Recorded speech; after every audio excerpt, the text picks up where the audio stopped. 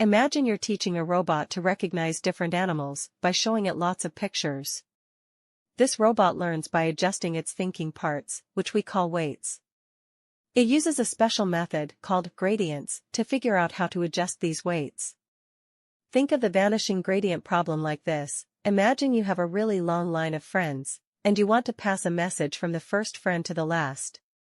If each friend whispers the message to the next, by the time it reaches the last friend, the message might be so quiet that they can't hear it at all. This is similar to what happens in a deep neural network, a robot with many layers of thinking parts. The message, or gradient, gets so small as it moves through each layer that it almost disappears by the time it reaches the end. This makes it hard for the robot to learn properly. Now, let's talk about boosting the gradient.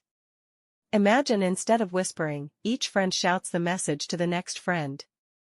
This way, the message stays loud and clear all the way to the last friend. In the robot's case, we use special tricks to keep the gradients strong so they don't vanish. This helps the robot learn better and faster.